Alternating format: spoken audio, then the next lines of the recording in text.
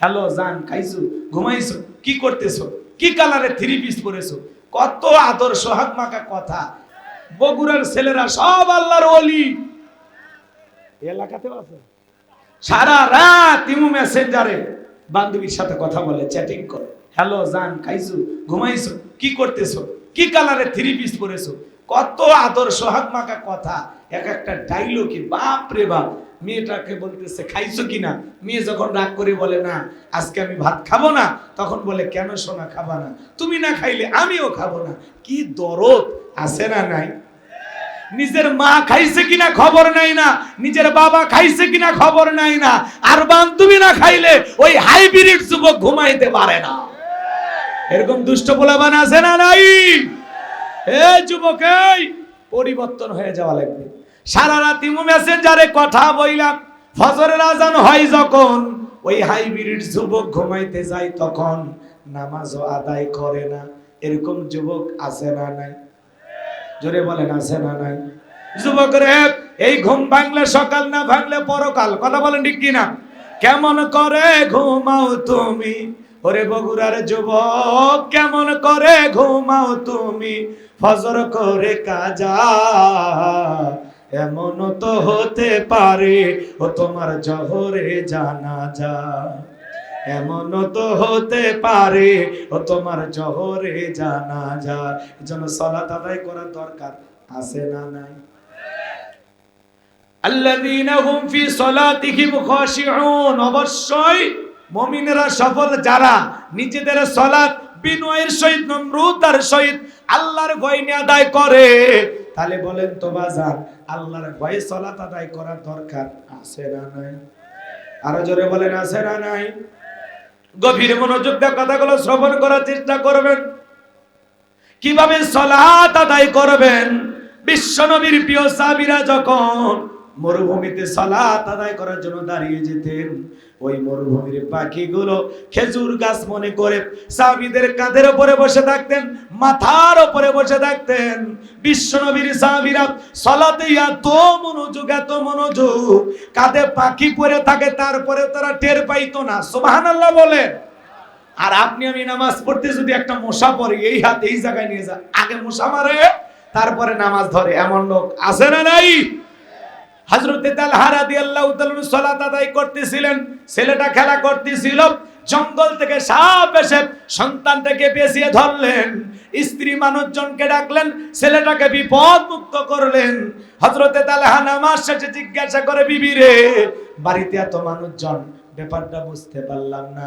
ডেকে বলে, স্বামী, আপনি যখন সালাত আদায় করতেছেন, আপনার চোখের সামনে ছেলেটা খেলা করতেছিল, জঙ্গল থেকে সাপ আইসা সন্তানটাকে পেঁচায় ধরেছিল, আমি মানুষজনকে ডাকলাম, ছেলেকে বিপদ মুক্ত করলাম, এত ঘটনা আপনার চোখের সামনে ঘটে গেল। স্বামী গো, আপনি কি কিছুই বলতে পারেন নাই? হযরতে তালহা রাদিয়াল্লাহু তাআলা বলেন, বিবি রে, নামাজের মধ্যে মন যদি এদিক সেদিক চলে যায়, তাহলে নামাজ তো আর নামাজ থাকে না। সুবহানাল্লাহ জোরে বলেন। সাহাবা ইকরামদের নামাজের ভিতরে কত গভীর মনোযোগ। আর আপনি আমি নামাজ পড়ি বগুড়া, মন চলে যায় মাগুরা। কথা কয় না? নামাজ আদায় করে বগুড়া, মন চলে যায় ভারতের বর্ডারে। নামাজ পড়তে যা দুনিয়াবি নানান চিন্তা ভাবনা নামাজের মধ্যে মনে হয়। মাঝে মাঝে দুনিয়াবি এত চিন্তা ভাবনা নামাজের মধ্যে মনে হয়, নামাজ 2 রাকাত চলতেছে না 1 রাকাত, তাও মনে থাকে না। এরকম হয় কি না? আবার অনেক মানুষ সালাত আদায় করতে গিয়ে দুনিয়াবি এত চিন্তা ভাবনা নামাজের মধ্যে মনে হয়েছে, সিজদা 2টা দিল না 1টা দিল, তাও মনে থাকে না। এরকম আমাদের ভোলা মন আছে না নাই? জোরে বলেন আছে না নাই? আমাদের পাগল মন খালি ছটপট করে, দুনিয়াবি নানান চিন্তা ভাবনা ওই নামাজেই মনে হয়। কথা কয়? কিন্তু আপনি আমি যখন মসজিদের ভিতরে ঢুকবো, দুনিয়াবি সব চিন্তা ভাবনা মসজিদের বাইরে রেখে আল্লাহর ভয় নিয়ে সালাত আদায় করতে হবে। কতটুকু ভয় করতে হবে? যদি দেশের কোনো প্রধানমন্ত্রী, রাজা, বাদশা, তাদের সামনে যদি আপনারা যান, কিভাবে দাঁড়াবেন? কথা বলেন, বুঝেন নাই? ওই জায়গায় দাঁড়িয়ে কি লাফালাফি করবেন? দাড়ি চুলকাবেন? লঙ্গি ঠিক করবেন? চুল আশ্রিবেন? কি করবেন? ভদ্রতার সহিত দাঁড়াবেন, যাতে ওই রাজা বাদশা বা প্রধানমন্ত্রীর সাথে কোনো বেয়াদবি না হয়। ঠিক সালাত আদায় করার জন্য আপনি আমি যখন দাঁড়িয়ে যাব, ওই রাজা বাদশা প্রধানমন্ত্রীর সামনে যতটা নম্রতা ভদ্রতার সহিত দাঁড়াবেন, তার চাইতে কোটি কোটি গুণ সতর্কতার সহিত, ভদ্রতার সহিত, নম্রতার সহিত, বিনয়ের সহিত আল্লাহ রাব্বুল আলামিনের সামনে দাঁড়িয়ে সালাত আদায় করতে হবে। কথা বলেন ঠিক কিনা? আপনি আমি যখন মসজিদে প্রবেশ করে সালাত আদায় করতেছি, মনে মনে এইটা ভাবতে হবে, আমি নামাজ আদায় করতেছি, আমার আল্লাহ আমাকে দেখতেছেন। অথবা এই ধ্যানটা আনতে হবে, আমি সালাত আদায় করতেছি, আমার আল্লাহ আমার সামনেই দাঁড়িয়ে আছেন। রাখাত না। আচ্ছা ঠিক আছে, কষ্ট হচ্ছে আপনাদের? আওয়াজ ভালো লাগতেছে না? মাইক ভালো আছে মোটামুটি, ওদের জন্য দোয়া করতেছি, কিন্তু গরম বেশি, একটু বলতেছি পিছন থেকে ফ্যান দাও, এই আর কিছু না।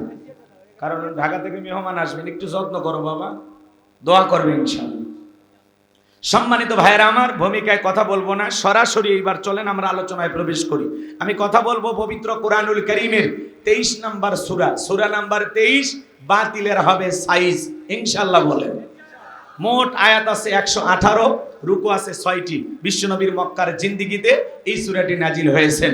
কোরআনুল কারীমের 23 নম্বর সূরা, 18 নম্বর পারার প্রথম সূরা, মোট আয়াত 118, রুকু আছে 6টি।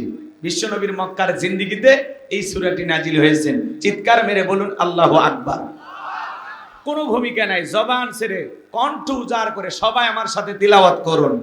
আউযু বিল্লাহি মিনাশ শাইতানির রাজিম। বিসমিল্লাহির রাহমানির রহিম।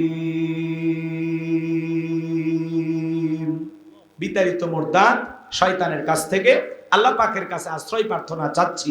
পরম করুণাময় অসীম দয়ালু আল্লাহ তাআলার নামে শুরু করছি। সূরার নাম সূরা আল মুমিনুন, বলেন কিনা? আরেকটু জোরে বলেন কিনা? সূরা আল মুমিনুন। আল্লাহ পাক তার বিশ্বাসী বান্দাদের জন্য, মুমিন বান্দাদের জন্য সূরা আল মুমিনুন নাজিল করেছেন, বলুন আল্লাহু আকবার। আবার যারা অবিশ্বাসী কাফের, তাদের জন্য আল্লাহ পাক একটি সূরা নাজিল করেছেন। এই সূরাটির নাম কি বলুন? কুল ইয়া আইয়ুহাল কাফিরুন।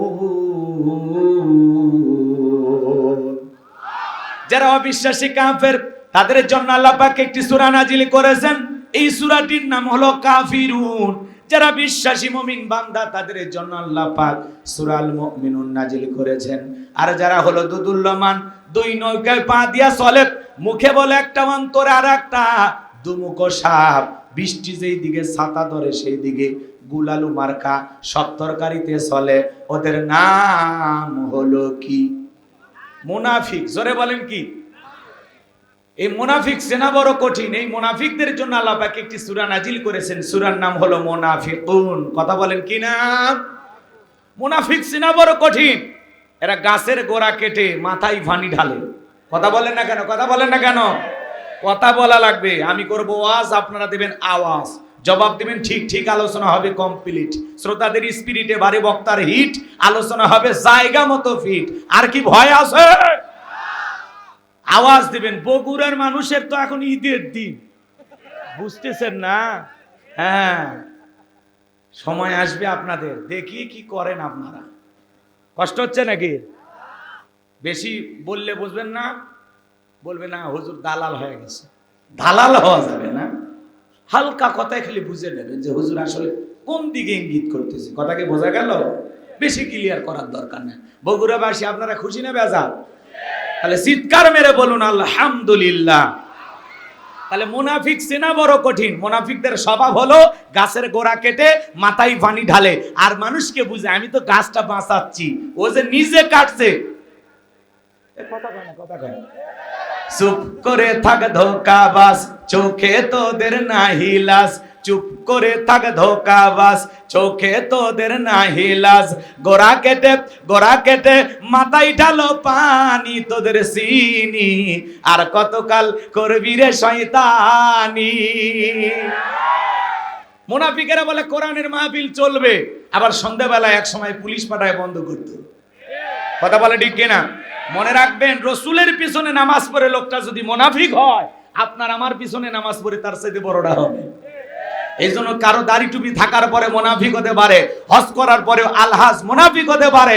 মনে রাখবেন, অমুসলিমের দ্বারা ইসলাম যতটা না ক্ষতিগ্রস্ত হয়, নামধারী মুনাফিক মার্কা মুসলমানের দ্বারা ইসলাম সবচেয়ে বেশি ক্ষতিগ্রস্ত হয়।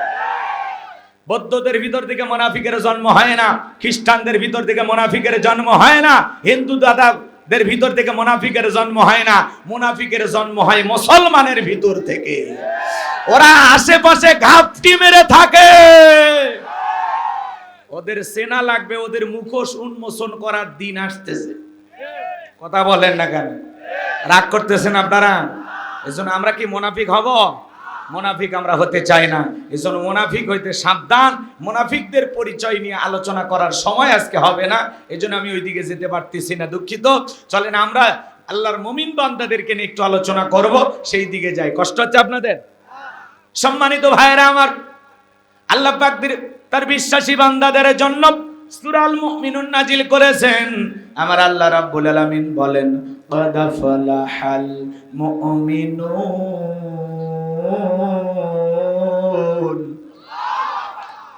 যে কোনো আয়াত বা সূরার তাফসীর করতে হলে কোন প্রেক্ষাপটে, কোন সময় আল্লাহ তাআলা তার হাবিবের উপরে সেই সূরাটি বা আয়াতটি নাজিল করেছে, সেই নাজিলের প্রেক্ষাপট জানার দরকার আছে না নাই?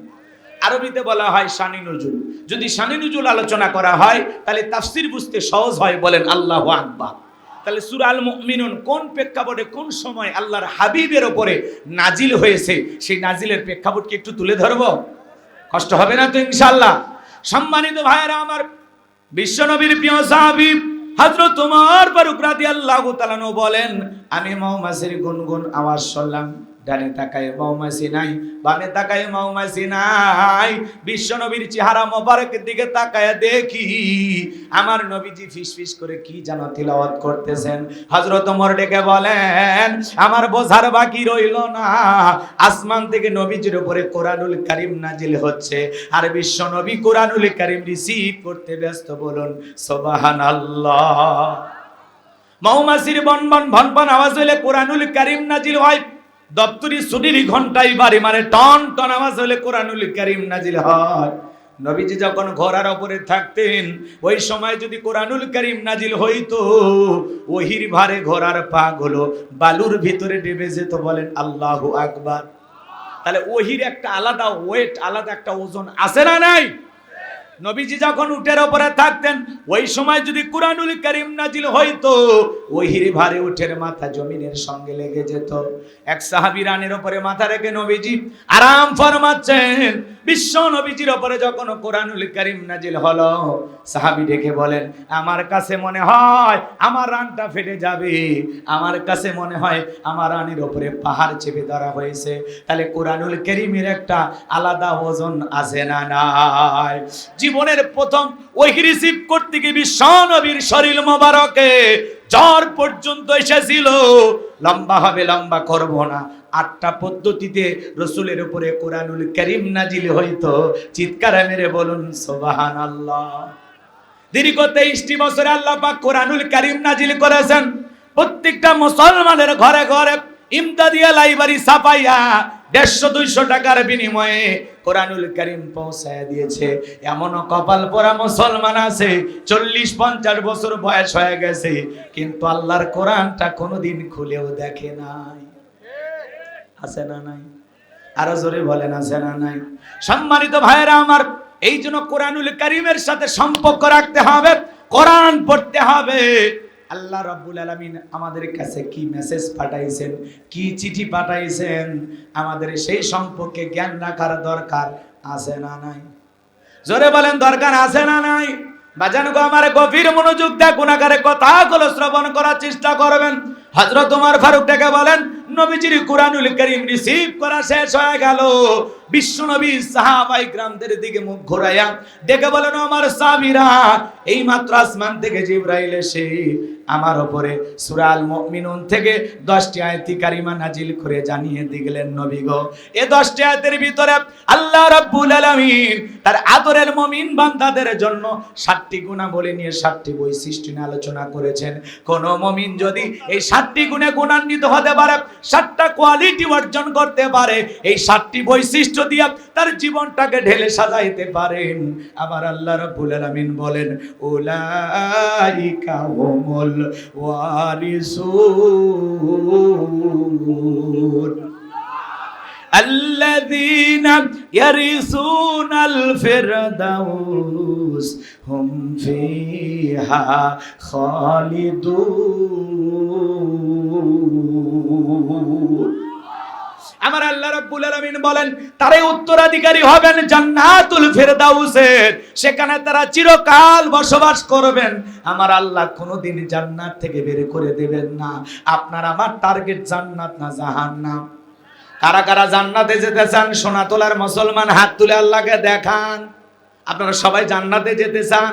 আল্লাহ আমাদের সবাইকে জান্নাতি হিসেবে কবুল করুন, জোরে বলেন আমিন। আমি কি হাত নামাইতে বলেছি? শরীরে এত দুর্বল কেন? হ্যাঁ, একটু হাত তোলেন। আপনারা সবাই জান্নাতে যেতে চান? আল্লাহ আসমান থেকে দেখতেছে না? জোরে বলেন, আসমান থেকে দেখতেছে না? ফেরেশতারা দেখতেছে না? আল্লাহ তাআলা জানো এই মাহফিলে যত মানুষ বসে আছে, আল্লাহ আমাদের সবাইকে জান্নাতীদের তালিকায় নামগুলো লিখে নেন, জোরে বলেন আমিন।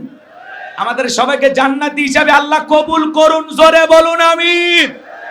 এইবার 7টা আঙ্গুল দেখান। এই যে 7টা আঙ্গুল, বলেন তো জান্নাতে যেতে হলে কয়টা গুণাবলী?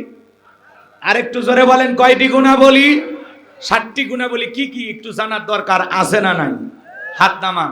আল্লাহ তাআলা আমাদেরকে কত ভালোবাসেন জানেন? আল্লাহ তাআলা ভালোবেসে মুসলমানের ঘরে জন্ম দিয়া জান্নাতের রাস্তা একটু আগায় দিয়েছেন। একটু সুবহানাল্লাহ বলেন।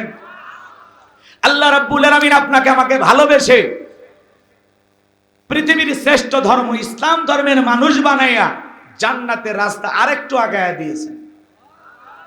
সুবহানাল্লাহ অনেকের মুখ দিয়ে আসে না। আচ্ছা, কোনো কারণে কি আপনারা রাগ হইছেন?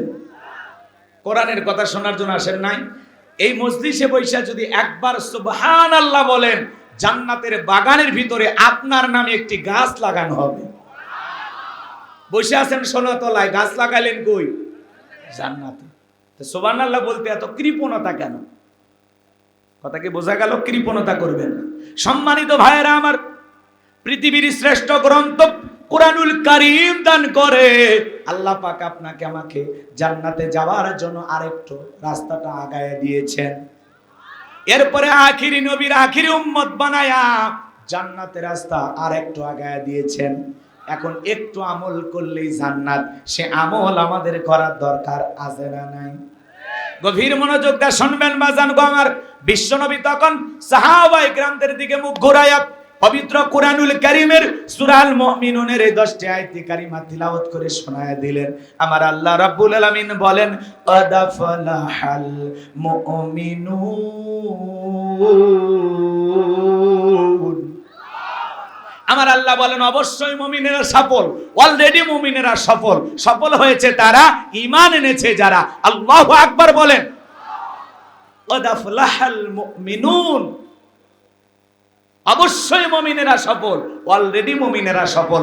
সফল হয়েছে তারা, ঈমান এনেছে যারা।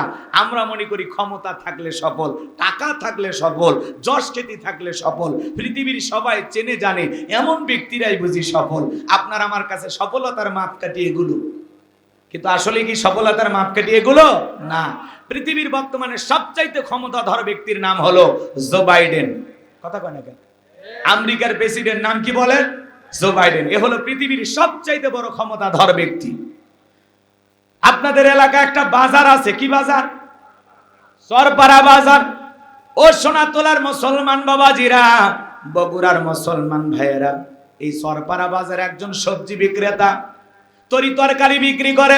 আজান দেওয়ার পরে মসজিদে গিয়ে যদি মাথা নত করে আল্লাহকে সিজদা দেয়, বলেন তো পৃথিবীর বড় নেতা জো বাইডেনের চেয়ে ওই সরপাড়া বাজারের সবজি বিক্রেতা ইমানদারের দাম আল্লাহর কাছে কম না বেশি? তার মানে অল্প কথাই বুঝে নেওয়া লাগবে। ঈমান আছে যার, আল্লাহর কাছে দাম আছে তার। আল্লাহু আকবার বলেন।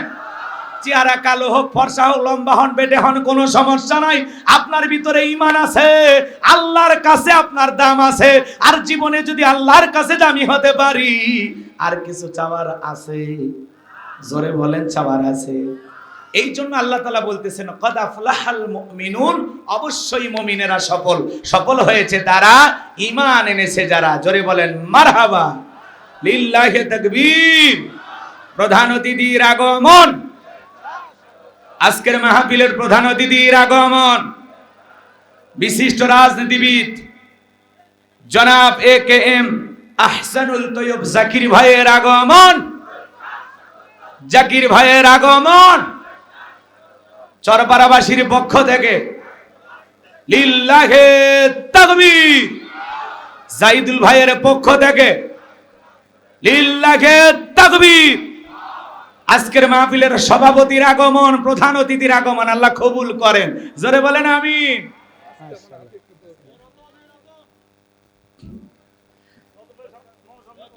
সবাই বসে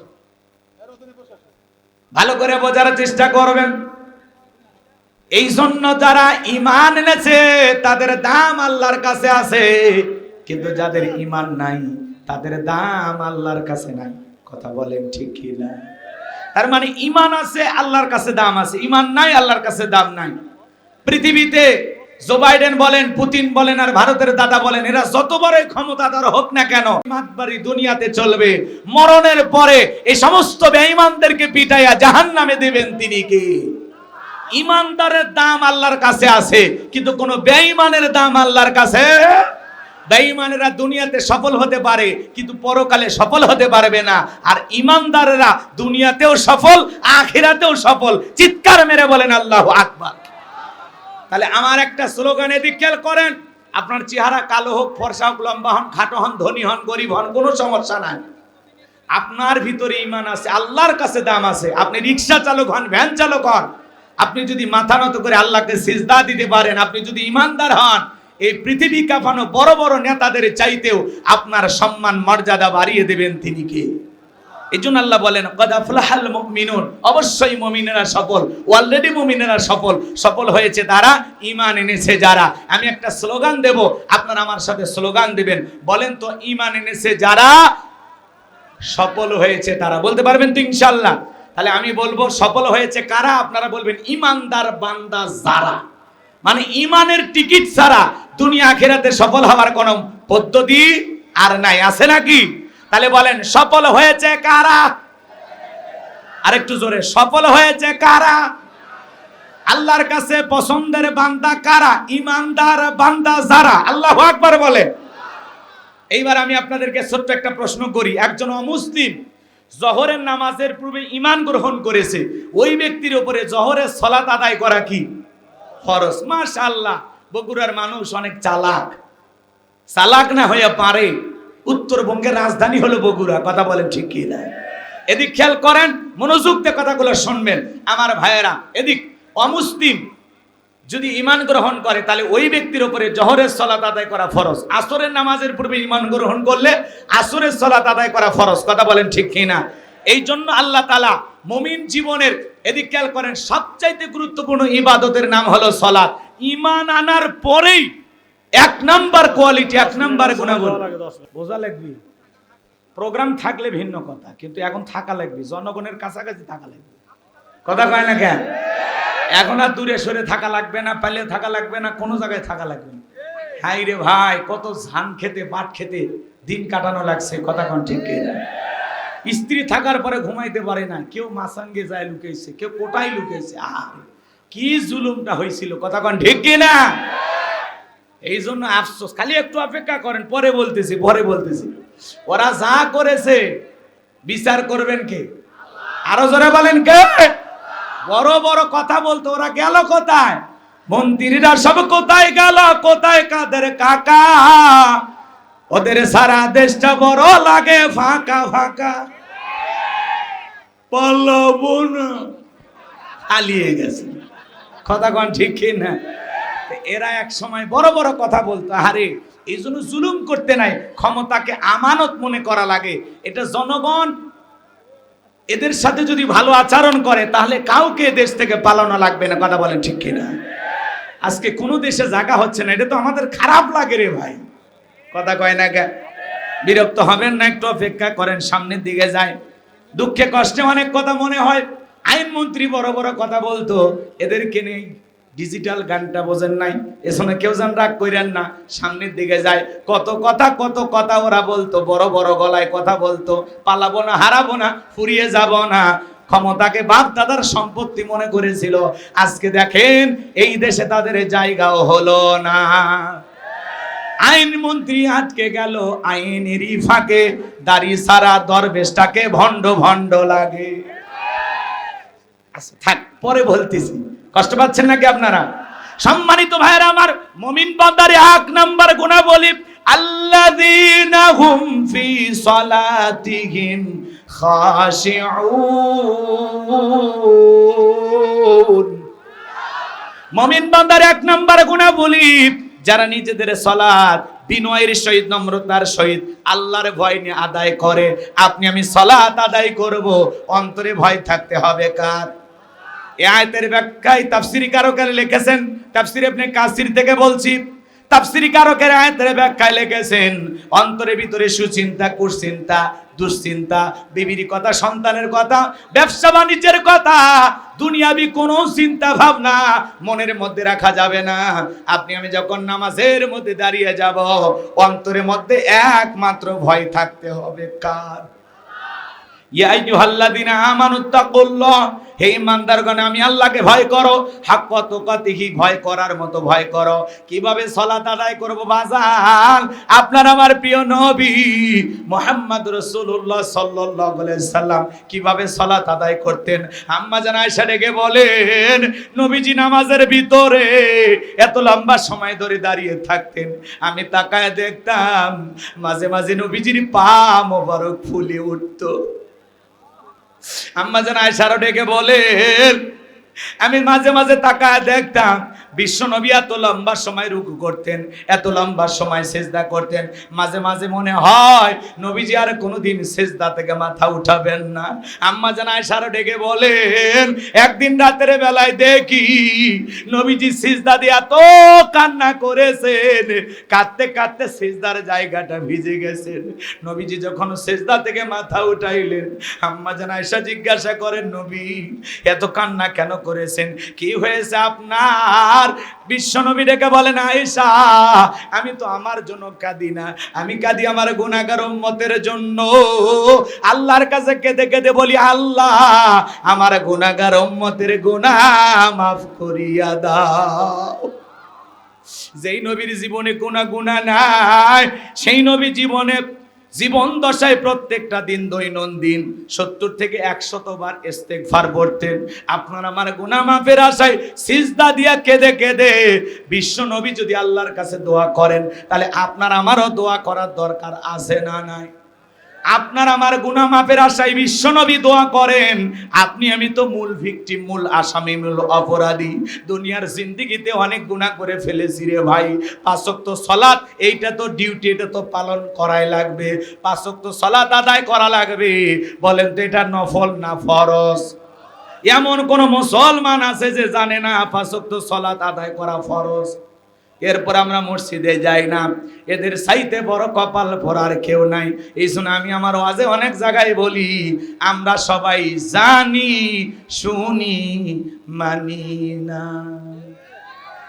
জানি শুনি কিন্তু মানি, এরকম শ্রোতা হওয়া যাবে?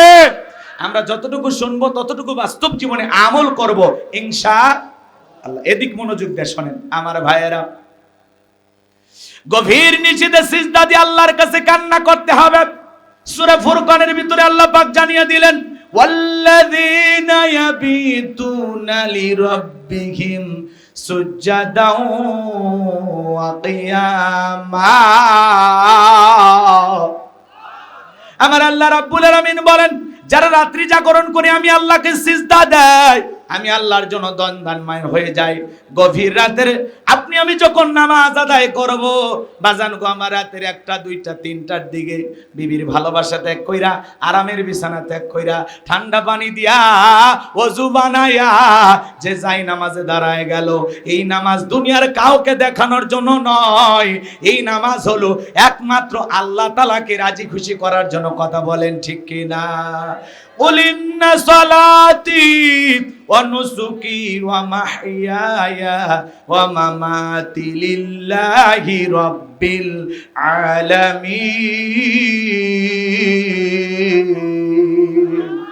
নবীজি আপনি বলুন, আমার নামাজ, আমার কুরবানি, আমার জীবন, আমার মরণ লিল্লাহি রাব্বিল আলামিন, আসমান জমিনের প্রতিপালকের জন্য। তাহলে মুমিন জীবনের সকল ইবাদত হবে একমাত্র আল্লাহ তাআলাকে রাজি খুশি করার জন্য। কথা বলেন ঠিক কি না? যারা গভীর নিশিতে তাহাজ্জুদের নামাজে দাঁড়িয়ে যায়, যারা সিজদার মাধ্যমে, রুকুর মাধ্যমে মাথা নত করে আল্লাহর সাথে গভীর নিশিতে প্রেমের ভাব জমাইতে পারে, এদের জীবনে সফলতা আছে, কোনো ব্যর্থতা নাই। যে বান্দা গভীর নিশিতে সালাতের মাধ্যমে, নামাজের মাধ্যমে আল্লাহর সাথে প্রেম করে রাতের এই সময়টাকে কাটায়া দেবে, এই বান্দা চাইতে দেরি, আল্লাহ তাকে দিতে দেরি করবে না। চিৎকারে মেরে বলুন আল্লাহু আকবার। তাহলে গভীর নিশিতে একটু তাহাজ্জুদের সালাত আদায় করা দরকার আছে না নাই? অনেক মুরব্বী আছে, অনেক আল্লাহওয়ালা আছে, ওরা গভীর নিশিতে আল্লাহকে সিজদা দেয়। বান্দার সবচাইতে তৃপ্তির জায়গা, আনন্দের জায়গা মালিকের কাছে মাথাটা নত করা। আল্লাহ রব, আমরা সবাই তার গোলাম। এই মাথাটা নত করার মধ্যে সবচাইতে তৃপ্তি, সবচাইতে আনন্দ, ভালোবাসা খোঁজা লাগবে। কথা বলেন ঠিক কি না? মালিকের কাছে এই মাথাটা নত করে যখন সিজদা দেব, এটাই হলো মুমিনের সবচাইতে উত্তম সময়, সবচাইতে দামি সময়, সবচাইতে মহব্বতের সময়। জীবনের সেরা মুহূর্ত হলো মাথা নত করে আল্লাহকে সিজদা দেওয়া। কথা বলেন না কেন? সিজদা দেব তো ইনশাআল্লাহ। তাহলে কিছু মানুষ রাত্রি জাগরণ করে আল্লাহর ইবাদতে কাটায়া দেয়। আচ্ছা আচ্ছা, মনে রাখবেন, তাহাজ্জুদের সালাতের কথা বলতেছে, একটু মনে রাখবেন, ঠিক আছে? আমাদের প্রিয় ভাইরা এসেছেন, তারা 2-4 মিনিট কথা বলে চলে যাবেন ইনশাআল্লাহ। আলহামদুলিল্লাহ, সম্মানিত এলাকাবাসী, অঞ্চলের বিশিষ্ট সমাজসেবক, এই এলাকার মানুষের অত্যন্ত প্রিয় ব্যক্তিত্ব জনাব জাহিদুল ইসলামের আয়োজনে প্রতি বছর ন্যায় এবছর তাফসীরুল কোরআন মাহফিলের আয়োজন করা হচ্ছে 2 দিন ব্যাপী। তার প্রথম দিনের আজকে যার আলোচনা আপনারা শুনছেন, আরেকটু জোরে বলেন কাকে? আল্লাহ তাআলাকে রাজি খুশি করার জন্য আপনি আমি সালাত আদায় করতেছি। গভীর মনোযোগ দিয়ে কথাগুলো শুনবেন। এই তাহাজ্জুদের নামাজ যারা আদায় করে, তাদের জীবনের সফলতা এরা আল্লাহ তাআলার কাছে চাইতে দেরি, আমার আল্লাহ তাদেরকে দিতে দেরি করবে না। চিৎকার মেরে বলুন সুবহানাল্লাহ। কিছু মানুষ তাহাজ্জুদ আদায় করে, তবে যুবকেরাও রাত্রি জাগরণ করে, তবে আল্লাহকে সিজদা দিয়া নয়, ইবাদত করে নয়, ইমো মেসেঞ্জারে কথা বইলাম, বান্ধবীর সাথে সেটিং কইরা, এরকম দুষ্ট যুবক আছে না নাই? বগুড়াই নাই, বগুড়ার ছেলেরা সব আল্লাহর ওলি, এলাকাতেও আছে। সারা রাত ইমো মেসেঞ্জারে বান্ধবীর সাথে কথা বলে, চ্যাটিং করে, হ্যালো জান, খাইছো, ঘুমাইছো, কি করতেছো, কি কালারে 3 পিস পরেছো, কত আদর সোহাগ মাখা কথা, এক একটা ডায়লগে বাপ রে বাপ। মেয়েটাকে বলতেছে খাইছো কিনা, মেয়ে যখন রাগ করে বলে না আজকে আমি ভাত খাবো না, তখন বলে কেন সোনা খাবা না, তুমি না খাইলে আমিও খাবো না। কি দরদ আছে না নাই? নিজের মা খাইছে কিনা খবর নাই না, নিজের বাবা খাইছে কিনা খবর নাই না, আর বান্ধবী না খাইলে ওই হাইব্রিড যুবক ঘুমাইতে পারে না। এরকম দুষ্ট পোলাপান আছে না নাই? এই যুবক, এই পরিবর্তন হয়ে যাওয়া লাগবে। সারা রাত ইমো মেসেঞ্জারে কথা বইলাম, ফজরের আজান হয় যখন, ওই হাইব্রিড যুবক ঘুমাইতে যায়, তখন নামাজও আদায় করে না। এরকম যুবক আছে না নাই? জোরে বলেন আছে না নাই? যুবক রে, এই ঘুম ভাঙলে সকাল, না ভাঙলে পরকাল। কথা বলেন ঠিক কিনা? কেমন করে ঘুমাও তুমি, ওরে বগুড়ার যুবক, কেমন করে ঘুমাও তুমি ফজর করে কাজা। এমন তো হতে পারে ও তোমার জহরে জানাজা, এমন তো হতে পারে ও তোমার জহরে জানাজা। এজন্য সালাত আদায় করার দরকার আছে না নাই?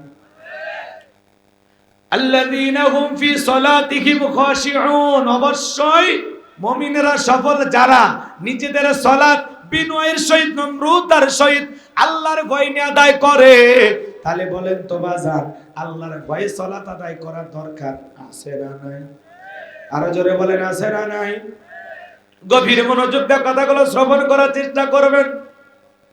কিভাবে সালাত আদায় করবেন?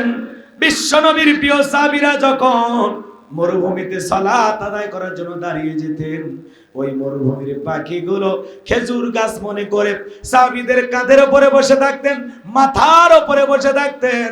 বিশ্বনবীর সাহাবীরা সালাতে এত মনোযোগ, কাঁধে পাখি পড়ে থাকে, তারপরে তারা টের পাইতো না। সুবহানাল্লাহ বলে। আর আপনি আমি নামাজ পড়তে যদি একটা মশা পড়ে, এই হাত এই জায়গায় নিয়ে যা, আগে মশা মারে তারপরে নামাজ ধরে, এমন লোক আছে না নাই? হযরতে তালহা রাদিয়াল্লাহু তাআলা সালাত আদায় করতেছিলেন, ছেলেটা খেলা করতেছিল, জঙ্গল থেকে সাপ এসে সন্তানটাকে পেঁচিয়ে ধরলেন। স্ত্রী মানুষজনকে ডাকলেন, ছেলেটাকে বিপদ মুক্ত করলেন। হযরতে তালহা নামাজ শেষে জিজ্ঞাসা করে, বিবি রে, বাড়িতে এত মানুষজন, ব্যাপারটা বুঝতে পারলাম না। ডেকে বলে, স্বামী, আপনি যখন সালাত আদায় করতেছেন, আপনার চোখের সামনে ছেলেটা খেলা করতেছিল, জঙ্গল থেকে সাপ আইসা সন্তানটাকে পেঁচায় ধরেছিল, আমি মানুষজনকে ডাকলাম, ছেলেকে বিপদ মুক্ত করলাম, এত ঘটনা আপনার চোখের সামনে ঘটে গেল। স্বামী গো, আপনি কি কিছুই বলতে পারেন নাই? হযরতে তালহা রাদিয়াল্লাহু তাআলা বলেন, বিবি রে, নামাজের মধ্যে মন যদি এদিক সেদিক চলে যায়, তাহলে নামাজ তো আর নামাজ থাকে না। সুবহানাল্লাহ জোরে বলেন। সাহাবা ইকরামদের নামাজের ভিতরে কত গভীর মনোযোগ। আর আপনি আমি নামাজ পড়ি বগুড়া, মন চলে যায় মাগুরা। কথা কয় না? নামাজ আদায় করে বগুড়া, মন চলে যায় ভারতের বর্ডারে। নামাজ পড়তে যা দুনিয়াবি নানান চিন্তা ভাবনা নামাজের মধ্যে মনে হয়। মাঝে মাঝে দুনিয়াবি এত চিন্তা ভাবনা নামাজের মধ্যে মনে হয়, নামাজ 2 রাকাত চলতেছে না 1 রাকাত, তাও মনে থাকে না। এরকম হয় কি না? আবার অনেক মানুষ সালাত আদায় করতে গিয়ে দুনিয়াবি এত চিন্তা ভাবনা নামাজের মধ্যে মনে হয়েছে, সিজদা 2টা দিল না 1টা দিল, তাও মনে থাকে না। এরকম আমাদের ভোলা মন আছে না নাই? জোরে বলেন, আছে না নাই? আমাদের পাগল মন খালি ছটপট করে, দুনিয়াবি নানান চিন্তা ভাবনা ওই নামাজেই মনে হয়। কথা কয়? কিন্তু আপনি আমি যখন মসজিদের ভিতরে ঢুকবো, দুনিয়াবি সব চিন্তা ভাবনা মসজিদের বাইরে রেখে আল্লাহর ভয় নিয়ে সালাত আদায় করতে হবে। কতটুকু ভয় করতে হবে? যদি দেশের কোনো প্রধানমন্ত্রী, রাজা, বাদশা, তাদের সামনে যদি আপনারা যান, কিভাবে দাঁড়াবেন? কথা বলেন, বুঝেন নাই? ওই জায়গায় দাঁড়িয়ে কি লাফালাফি করবেন? দাড়ি চুলকাবেন? লঙ্গি ঠিক করবেন? চুল আশ্রিবেন? কি করবেন? ভদ্রতার সহিত দাঁড়াবেন, যাতে ওই রাজা, বাদশা বা প্রধানমন্ত্রীর সাথে কোনো বেয়াদবি না হয়। ঠিক সালাত আদায় করার জন্য আপনি আমি যখন দাঁড়িয়ে যাব, ওই রাজা, বাদশা, প্রধানমন্ত্রীর সামনে যতটা নম্রতা ভদ্রতার সহিত দাঁড়াবেন, তার চাইতে কোটি কোটি গুণ সতর্কতার সহিত, ভদ্রতার সহিত, নম্রতার সহিত, বিনয়ের সহিত আল্লাহ রাব্বুল আলামিনের সামনে দাঁড়িয়ে সালাত আদায় করতে হবে। কথা বলেন ঠিক কিনা? আপনি আমি যখন মসজিদে প্রবেশ করে সালাত আদায় করতেছি, মনে মনে এইটা ভাবতে হবে, আমি নামাজ আদায় করতেছি, আমার আল্লাহ আমাকে দেখতেছেন। অথবা এই ধ্যানটা আনতে হবে, আমি সালাত আদায় করতেছি, আমার আল্লাহ আমার সামনেই দাঁড়িয়ে আছেন। এই ভয়ে যদি নামাজ আদায় করি, আমাদের নামাজগুলো নামাজের মতোই হবে। কথা কয় না ভাই? কিয়ামতের ময়দানে সর্বপ্রথম আল্লাহ তাআলা সালাতের হিসাব নেবেন। সালাত মুমিন জীবনের সবচেয়ে গুরুত্বপূর্ণ ইবাদত। কষ্ট হচ্ছে? হুজুর নামাজের ওয়াজ ভালো লাগে না, এরকম বলতেছেন? আহা, এটা এটা ভালো লাগবে কিয়ামতের ময়দানে গেলে, এটা ভালো লাগবে কবরে গেলে, এটা ভালো লাগবে জান্নাতে গেলে, কিন্তু এখন ভালো লাগতেছে না। একটু অপেক্ষা করেন, সামনের দিকে যায়, গভীর মনোযোগ। আমার ভাইয়েরা, এমন মানুষ আছে দুনিয়াতে এত তাড়াহুড়া করে নামাজ আদায় করার জন্য মসজিদে প্রবেশ করে, এক সাসামিয়া তাড়াহুড়া করে ওযু করছে, এক ঠ্যাং না ধুইয়া মসজিদে ঢুকেছে, টাইসালা মসজিদ পিছলা খায়া সাসা একদিক, লঙ্গি একদিক। মানুষ বলে সাসা লঙ্গি ঠিক করেন, কয় আগে না, আগে জামাত ধরি। আছে না নাই? কিছু কিছু মুরব্বী সাসা আছে নামাজের মধ্যে দাঁড়ায় এদিক ওদিক তাকায়, কোনো মনোযোগী নাই, কথা কয় না। বৃদ্ধ হয়ে গেছে, বয়স হয়ে গেছে, তারপরে সলাতে কখন কোন সময় কোথায় তাকাইতে হবে সেটা আমাদের জানা নেই। নামাজের ভিতরে কোনো মনোযোগ নাই। কে নামাজের ভিতরে দাঁড়াইয়া দাড়ি চুলকায়, লুঙ্গি ঠিক করে, টুপি ঠিক করে, কেউ আবার মাঝে মাঝে নামাজ পড়তে পড়তে ফোন রিসিভ করে বলে আমি তো নামাজের আছি। এরকমও আছে না নাই? তো যারা নামাজ পড়তে পড়তে ফোন রিসিভ করে কথা বলে, এটা কি নামাজি? লিল্লাহে তাকবীর। আজকের মাহফিলের প্রধান আকর্ষণের আগমন, লিল্লাহে তাকবীর। বিশিষ্ট ইসলামী চিন্তাবিদ শ্রদ্ধাভাজন বড় ভাই হযরত মাওলানা আব্দুল হাই মোহাম্মদ সাইফুল্লাহ ভাইয়ের আগমন, লিল্লাহে তাকবীর।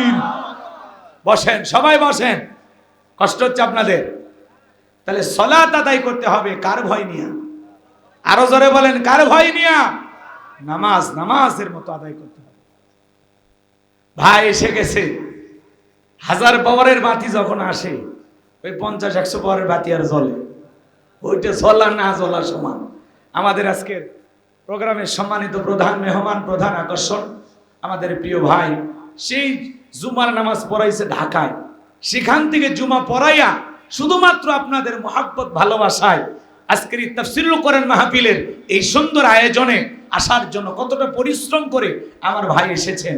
আপনারা দিল থেকে দোয়া করবেন, যার জুমার সলাতে হাজার হাজার মুসল্লি উপস্থিত হয়, আল্লাহু আকবার বলেন।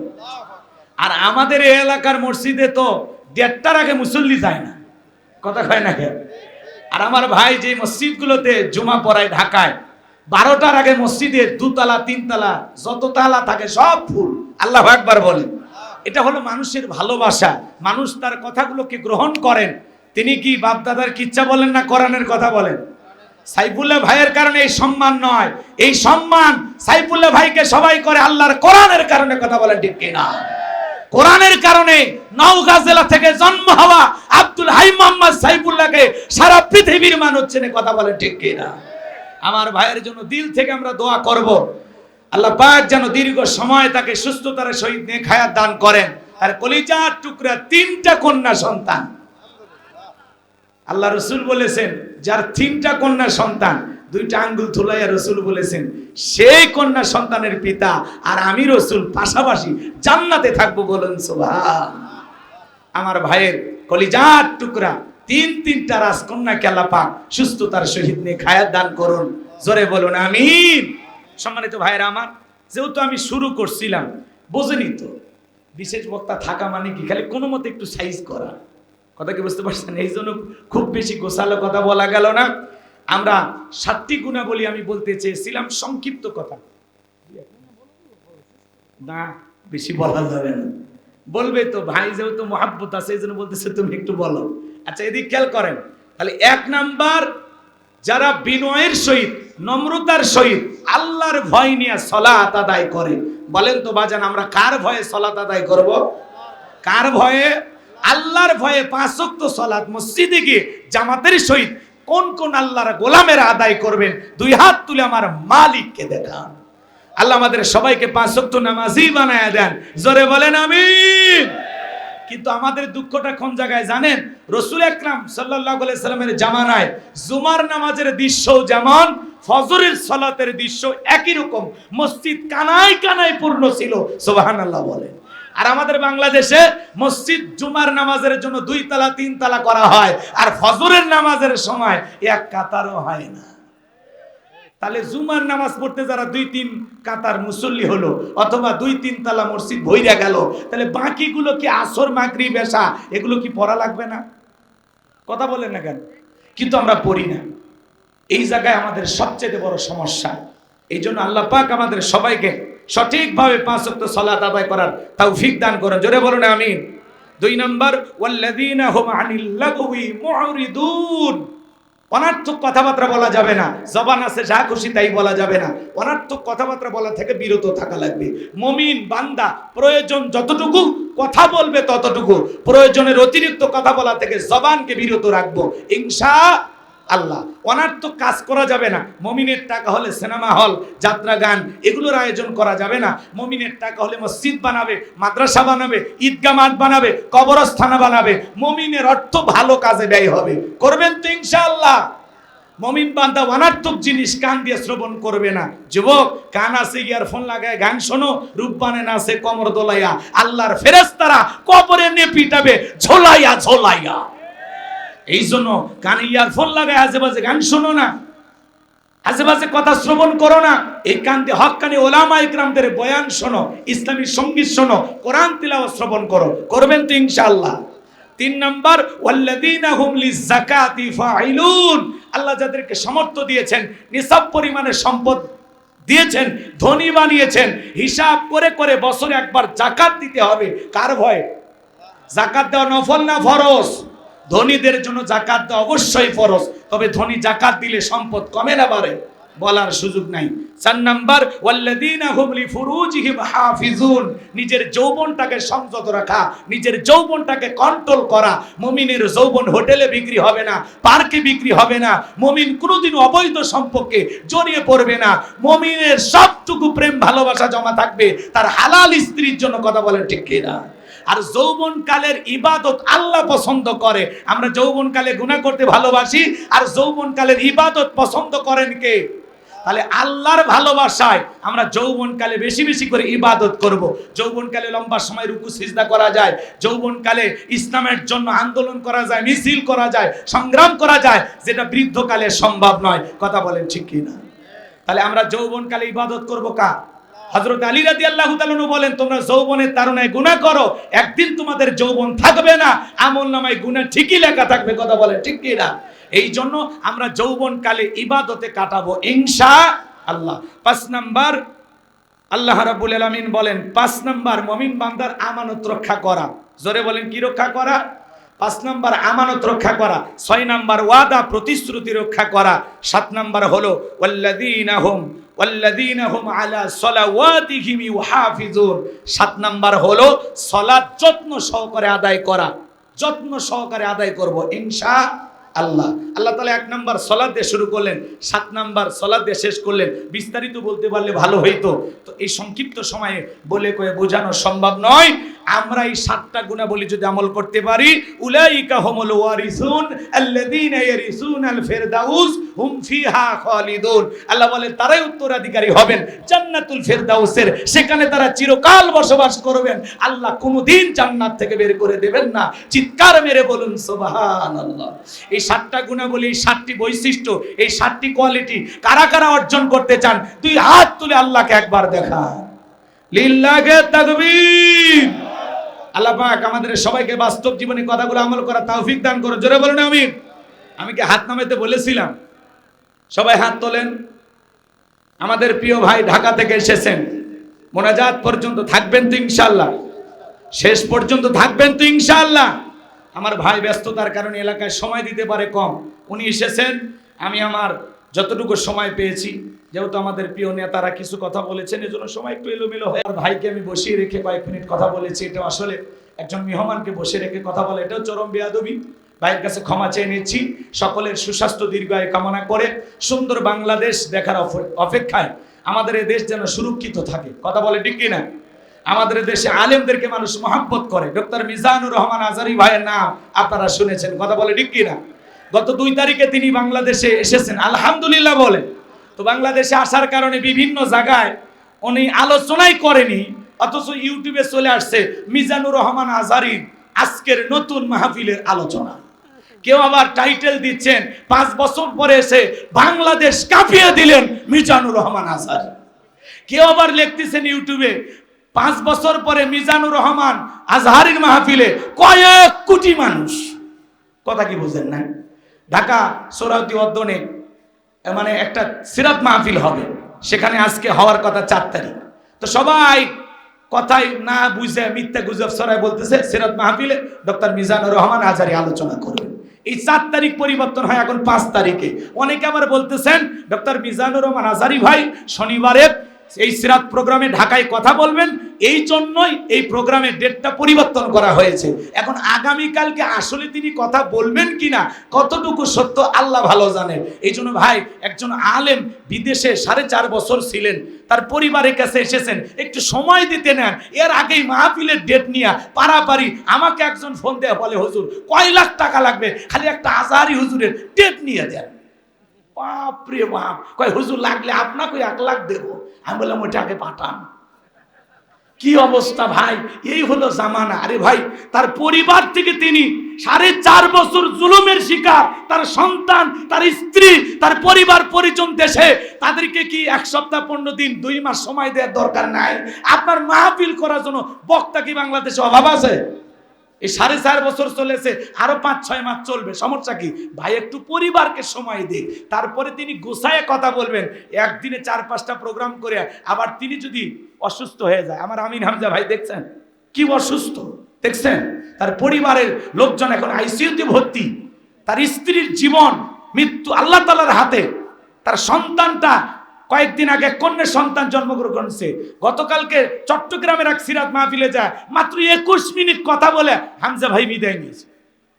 যে মুফতি আমির হামজা বলতেছে আমার মাথায় আর কাজ করতেছে না, আমি আর কথা বলতে পারবো না, আমার স্ত্রী হাসপাতালে, আপনারা মাফ করে দেন। তাহলে এত জোর করে একজন বক্তাকে আপনারা কেন মাহফিলে নিয়ে যান? একটু মানবতা শেখেন। বাপরে বাপ, আবেগের ঠেলায় সেলফি তোলার জন্য হুজুরের বাড়িতে সব ভিড় করতেছে। আজহারী ভাই কোথায় আছে এটা প্রকাশ পর্যন্ত করা যাচ্ছে না, কারণ আপনাদের ভয়ে। অনেকে বলতেছে আগে বললে এয়ারপোর্ট আমরা দখল করে ফেলে দিতাম। বাপরে বাপ, কি মশান এক একজনের। এই জন্য সেলফি তোলার নিশায় পাগল হয়েন না। উনি এসেছেন, আমরা কোরআনের পাকে আল্লামা সাইদি হুজুরকে হারিয়েছি। এই যে 3 দিন ব্যাপী 5 দিন ব্যাপী যে তাফসীর মাহফিলগুলো ওনাদের মাধ্যমে আবারও চালু হবে ইনশাআল্লাহ। আমাদের বড় বড় মেহমান আছেন, শাইখ আহমদুল্লাহ ভাই আছেন, আব্দুল হাই মোহাম্মদ সাইফুল্লাহ ভাই আছেন, ডক্টর মিজানুর রহমান আজহারী, মুফতি আমির হামজা ভাই সহ এদেশের যারা রত্ন, যারা ইসলামিক স্কলার, যাদের মাধ্যমে এদেশের কোটি কোটি মানুষ কোরআনের কথা শুনতে পায়, এই জন্য তাদেরকেও তাদের পরিবার নিয়ে সুন্দরভাবে যেন বেঁচে থাকতে পারে, সুন্দরভাবে বসবাস করতে পারে, বেশি বিরক্ত করার কোনো সুযোগ। একটু ধৈর্য ধারণ করেন, এসেছেন দেশে, অবশ্যই কথা বলবেন ইনশাআল্লাহ। আল্লাহ আমাদের সবাইকে বোঝার তৌফিক দান করুন, এই কথাগুলো আমল করার তৌফিক দান করুন। এদেশের মানুষ তো সুযোগে এমন ব্যবহার করে। আপনারা মিশা সওদাগরের নাম শুনছেন? এ কথা কেন? এই মিশা সওদাগর চলচ্চিত্র অভিনেতা, সে পর্যন্ত বলতেছে ছাত্র আন্দোলনের সময় আমি আল্লাহর কাছে বলেছি, আল্লাহ আপনি ফেরেশতা পাঠাইয়া সাহায্য করেন। চিন্তা করেন, যে মিশা সওদাগর এক সময় বাংলা বলে স্লোগান দিয়েছিল। কথা কয় না কেন? সারা মা বলে ঘোষণা করলো, এখন দেশের পরিবর্তন হয়া মিশা সওদাগর বলতেছে এই ছাত্র আন্দোলনের রক্ত দিকে আমি সহ্য করতে পারিনি, আমি অনেক চেষ্টা করেছি, কিন্তু আমার সন্তানের আমাকে বের হতে দেয় নাই, ফেসবুকে লিখতে দেয় নাই, সময় পরিবর্তন হয়েছে। এই জন্য আমি বলতেছি, সেই সময় আমি ঘরে বসে বসে দোয়া করেছিলাম, আল্লাহ ফেরেশতা পাঠায়া সাহায্য কর। মিশা সওদাগরও দোয়া করছে ফেরেশতা যেন বাংলাদেশে আসে। আচ্ছা, মিশা সওদাগরের দোয়ার কারণে ফেরেশতা বাংলাদেশে আসছে না আগে থেকে আছে? আল্লাহর সাহায্য কার ওসিলায় কিভাবে হয়েছে এটা আল্লাহ পাক ভালো জানে। কথা বলে ঠিক কি না? এজন্য সময়ের পরিবর্তনে সবাই এখন কুকিল সাজছে, কুকিল কুকিল বোঝে। আচ্ছা, আল্লাহ পাক সবাইকে বোঝার তৌফিক দান করুন। ও আখিরি দাওয়ানা আনিল হামদুলিল্লাহি রাব্বিল আলামিন। বেঁচে থাকলে আবারও দেখা হবে ইনশাআল্লাহ। বিসমিল্লাহির রাহমানির রহিম।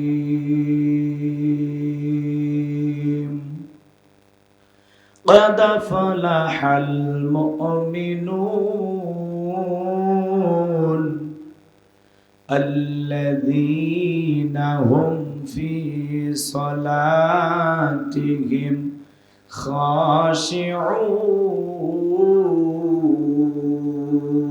খাশিউন সাদাকতা ইয়া রাব্বাল আলামিন।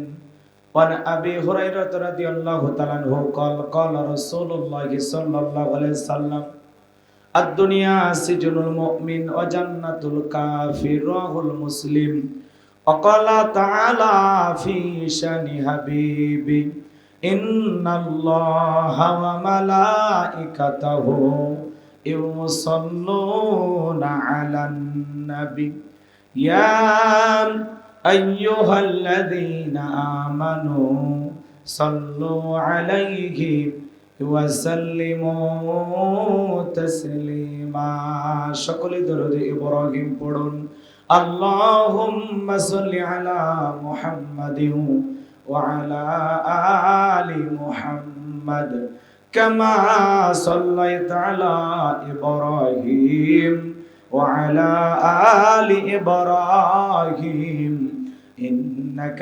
حميد مجيد اللهم بارك على محمد وعلى آل محمد كما باركت على إبراهيم وعلى آل إبراهيم إنك حميد مجيد হাজারো ব্যথা বেদনার পরে ফিরে আসনি তুমি আপন ঘরে দিনের আলো তুমি সরিয়ে দিতে চলে গেলে মদিনায় মক্কা ছেড়ে হে রাসূল তোমাকে ভুলি আমি কেমন করে হে রাসূল